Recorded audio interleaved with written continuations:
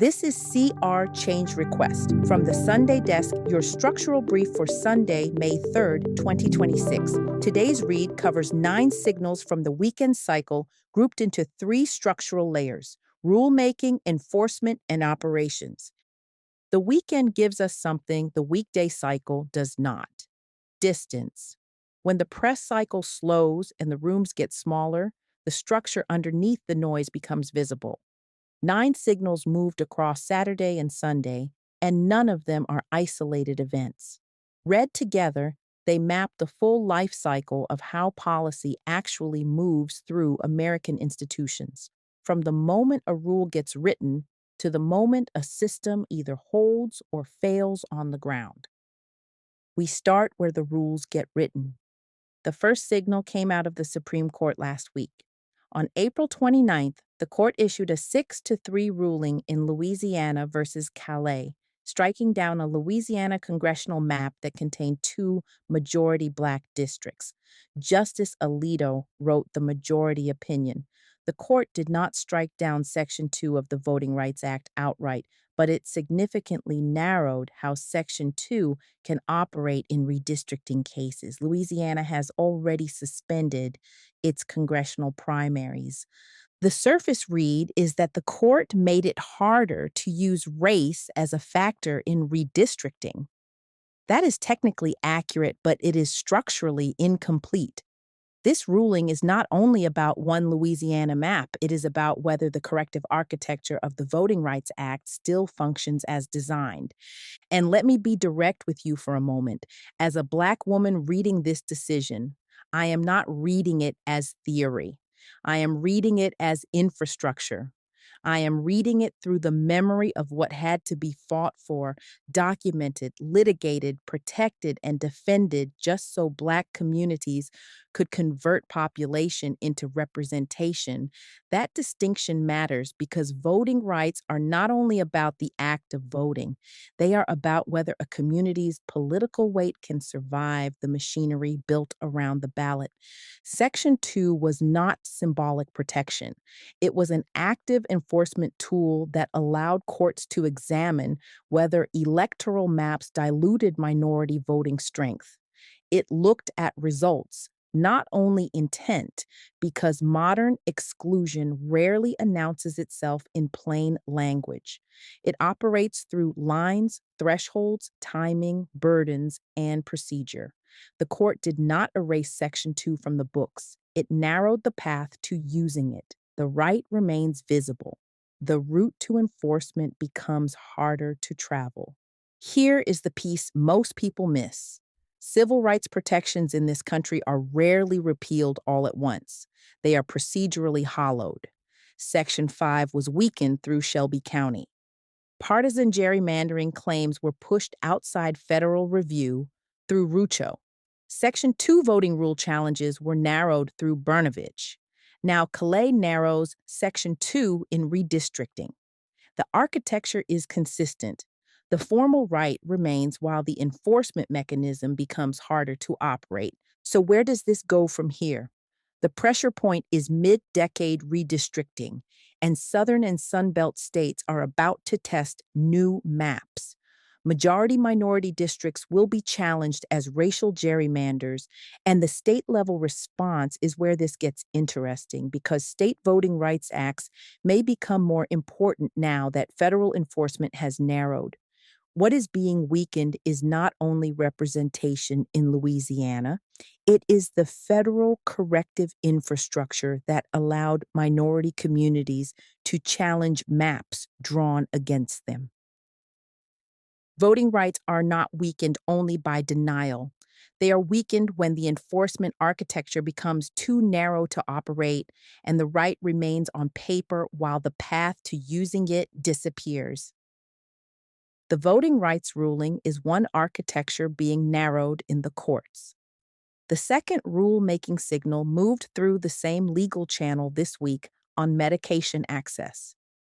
Danko Laboratories and GenBioPro asked the U.S. Supreme Court to restore mail-order access to mifepristone after the Fifth Circuit blocked mail distribution and reinstated in-person dispensing requirements. The emergency appeal escalates the case into a national fight over FDA authority, telehealth, and mail order medication access. The headline framing is that a federal appeals court restricted access to abortion pills by mail, and that framing is too narrow. This is not only about abortion access, it is about whether state attorneys general can use standing and state enforcement theories to override federal regulatory authority over an entire drug class. The access point is medication, but the structural fight is jurisdiction. The post-Roe playbook has shifted. Direct bans were the first move. Infrastructure control is the second. The fight has moved into mail systems, telehealth, pharmacy channels, clinical dispensing, and cross-state legal exposure. It is no longer only over legality, it is over the delivery channels that make legality usable. So, where does this go?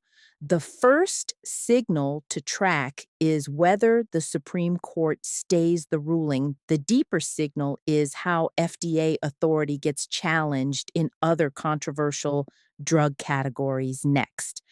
And the test pattern to watch is whether other states pick up the same legal theory and apply it to telehealth, mail order pharmacy, and cross state prescribing. Access is no longer only decided by legality, it is decided by distribution. Where mifepristone is a fight over physical distribution channels, the third rulemaking signal is a fight over financial ones. It moved through the Senate this week on crypto. Coinbase confirmed a deal had been reached on a key provision in landmark crypto legislation that could help the bill advance. The compromise addresses stablecoin rewards, which has been a major sticking point between crypto firms and banks. The headline read is that Congress may be closer to passing a major crypto market structure bill, but the structural read runs deeper. This is not just crypto regulation. It is a fight over who gets to offer yield like financial products outside the banking system. Stablecoins are no longer being treated only as digital assets, they are being positioned as payment infrastructure, deposit competition, and liquidity architecture. Every new financial rail eventually collides with the old balance sheet. Banks are not only worried about crypto volatility, they are worried about deposit migration. If stablecoin platforms can offer rewards that feel like interest, money may move out of regulated banking deposits and into private digital rails. So, what does this look like as it plays out? The fight over how regulators define permissible rewards is the immediate question. Whether Coinbase preserves its stablecoin reward model is the test case. And the bigger frame is that crypto legislation has shifted from a debate about speculative assets to a debate about who controls consumer liquidity. The crypto fight is no longer about coins, it is about who gets to hold the public's cash. Three rule-making signals: a constitutional architecture narrowed, a regulatory authority contested, a financial rail being built. From here, we move to the second layer where rules get applied, blocked, or quietly redirected. This is enforcement. The enforcement layer opens with Pentagon procurement. The U.S. military reached agreements with 7 technology companies to use their AI tools on classified systems. The companies include Google, Microsoft, Amazon Web Services, NVIDIA, OpenAI, Reflection, and SpaceX. Anthropic declined to participate, citing concerns around surveillance and autonomous weapons. The headline read is that the Pentagon is signing AI deals to improve military capability, and that is not the read. This is commercial AI entering classified state infrastructure. When private models move into classified networks, the companies behind them are not just vendors. They become embedded in the operational architecture of state power. Sit with that for a moment. Anthropic's refusal is not a footnote. It is the first public signal of an industry bifurcation, with firms willing to enter classified weapons infrastructure on one side and firms willing to forfeit defense revenue to preserve ethical boundaries on the other. That line is now visible. We have seen this pattern before. Aerospace, satellites, telecom, cybersecurity, cloud, and now AI. Each wave begins as procurement, then becomes dependency, then becomes doctrine.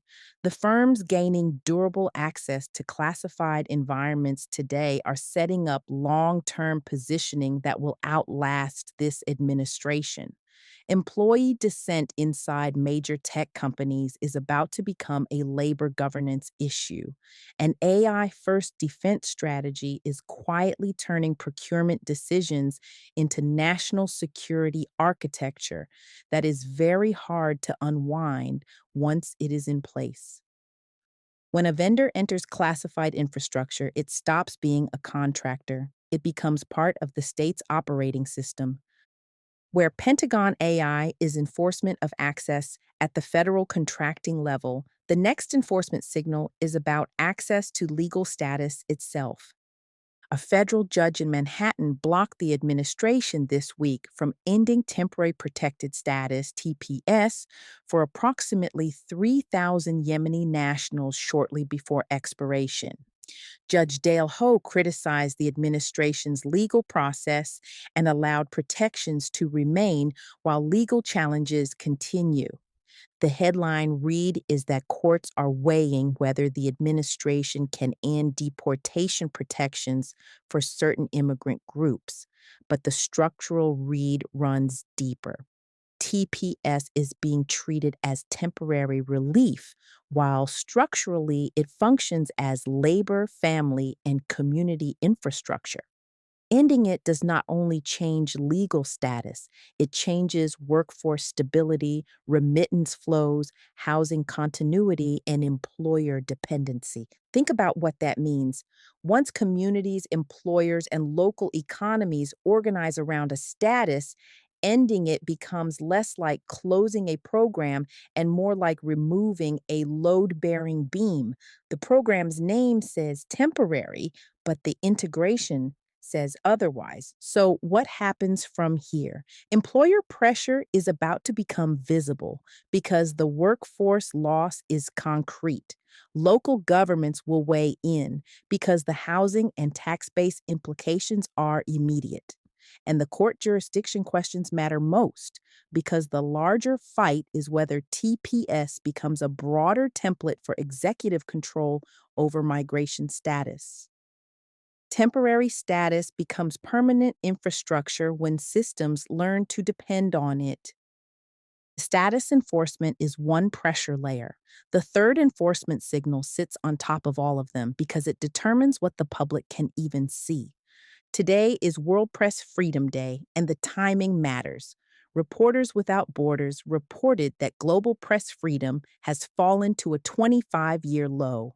The 2026 index describes pressure on public media, abusive lawsuits, national security restrictions, and weakening media economics. The headline read is that press freedom is declining globally, and the United States is slipping in its ranking. That is true at the surface, but the structural read is different. This is information infrastructure. A country's press environment shapes what institutions can hide, what citizens can verify, what markets can price, and what power can do without scrutiny. The U.S. signal should be anchored in concrete pressure, including public media funding fights, lawsuits against press organizations, local news consolidation, and the weakening of independent reporting economics. When press freedom declines, the public does not only lose better headlines, it loses visibility into the system itself. Press freedom declines rarely begin with censorship alone. They often begin through pressure points, including lawsuits, credential restrictions, political intimidation, ownership concentration, funding cuts, legal threats, and the economic weakening of local news. The system does not need to silence every journalist. It only needs to make independent reporting more expensive, more vulnerable, and less institutionally protected. So, what is the signal going forward? Public media funding is the front line. Legal intimidation against journalists is the pressure layer. Local news consolidation is the quiet structural shift. And the legitimizing language is national security framing used to limit reporting. All of it adds up to the same thing. Press freedom is not a media issue, it is the visibility layer of democracy. Three enforcement signals: procurement embedded as doctrine, status enforcement contested in court, the visibility layer pressured at scale. From here, we move to the third layer where capacity either holds or fails on the ground. This is operations. The operations layer opens with an airline collapse. Spirit Airlines stopped flying this week. After failed rescue efforts, bankruptcy pressure, and a jet fuel shock tied to the Iran war, Spirit ceased operations. Cancellations were immediate. Workers are displaced, passengers are stranded. The company cited surging oil prices as the primary reason it could no longer keep operating. The headline read is that Spirit ran out of financial room, which is true but incomplete. Spirit did not collapse because of one event. It collapsed because the company had no margin left when the external shock arrived. The Iran war did not create Spirit's weakness, it exposed it. Here is the structural piece. Spirit was a pricing constraint, and even travelers who never flew Spirit benefited from the pressure it placed on fares. When a low cost access layer disappears, the market does not simply lose a brand, it redistributes infrastructure. Think about what that means: aircraft, gates, slots, airport leases, workers, maintenance assets, and entire high demand leisure routes through Florida, the Caribbean, and Latin America all have to land somewhere. Frontier, JetBlue, Allegiant, and Southwest are the obvious absorbers, and the action is in Fort Lauderdale, Orlando, and Las Vegas. The strongest routes may survive, the cheap version of those routes may not. So, what does this look like over the next quarter? Fares are about to rise on the routes where Spirit had meaningful presence. Competitors will absorb gates, aircraft, workers, and route authority quietly. Budget travelers lose the low cost pressure point. Competitors gain market openings, and the system consolidates without making a sound. Spirit died as an airline. Its routes, gates, planes, workers, and pricing power are about to be redistributed across the industry. Where Spirit is private operational collapse, the next signal is public operational capacity at risk. FEMA filed notice in federal court this week that it is offering jobs back to term limited disaster workers whose contracts were not renewed in January. The notice followed legal action from labor unions, scientific groups, and local governments, and it came amid concerns about hurricane season, the FIFA World Cup, and thousands of reservist contracts facing expiration. The headline read is that FEMA is correcting personnel cuts after legal pressure, which is accurate but too small a frame. This is the federal disaster workforce being tested through litigation, contract timing, and surge capacity. FEMA's workforce is not administrative overhead, it is response infrastructure. When disaster workers are cut, delayed, reinstated, or left uncertain, the public may not see the system impact until the next flood, storm, wildfire, or mass emergency arrives. The pattern is familiar. Public systems often treat temporary labor as flexible until the flexibility becomes fragility.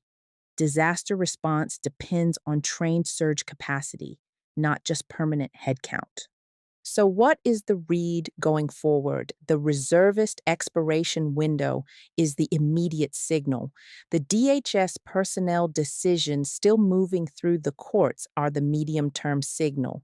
And the larger question is whether disaster response staffing becomes a national preparedness issue before hurricane and wildfire season hits. Disaster readiness is not measured when the storm arrives. It is built in the workforce decisions made before it. Disaster readiness is operational capacity at home. The final signal of the brief is operational capacity abroad. The United States plans to withdraw about 5,000 troops from Germany. NATO is seeking details, and the decision has raised concern among U.S. lawmakers and European allies. The headline read is that the U.S. is reducing troop levels in Germany after a diplomatic dispute. The deeper read is alliance infrastructure being repriced.